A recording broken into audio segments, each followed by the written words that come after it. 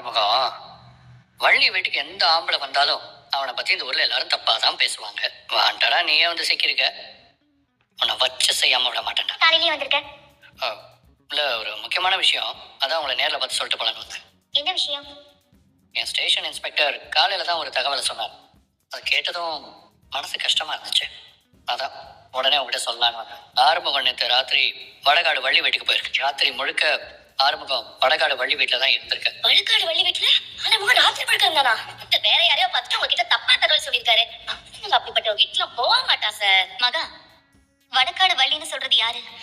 ஐயோ அக்கா, அது எப்படிக்கா நான் என் வாயோட சொல்லுவேன்? வடக்காடு வள்ளி உடம்ப வித்து தொழில் பண்றவக்கா. ஆறுமுகமாவது அங்க போறதாவது நிச்சயமா இருக்காது. நான் கூட அப்படிதான் நினைச்சேன். இன்ஸ்பெக்டர் சொன்னப்ப கூட நான் நம்பல. அப்புறம் நான் உடனே நேரா வடகாடு வள்ளி வீட்டுக்கே போனேன். ஆனா அவர் சொன்னது உண்மைதான். ஆறுமுகம் வடகாடு வள்ளி வீட்டுல தான் தூங்கிட்டு இருந்தான். என்ன சொல்ற நீ? ஆமாக்கா, வடகாடு வள்ளி ரொம்ப கஷ்டத்துல இருக்கும் போது அவ வீடு கட்டுறதுக்கு ஆறுமுக மாப்பிள்ள பணம் உதவி எல்லாம் பண்ணிட்டு, நான் கூட ஏன் மாப்பிள்ள அவளுக்கு பணம் கொடுக்குறேன்னு கேட்டேன்.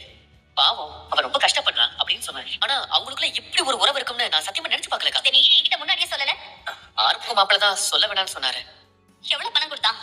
சுமார் ஒரு 2 லட்சத்துக்கிட்ட இருக்கும்க்கா. அக்கா, நீங்க ஆறுமுகத்தை எவ்வளவு நம்புனீங்க? அவன் இப்படி உங்களை பண்ணிட்டானேக்கா.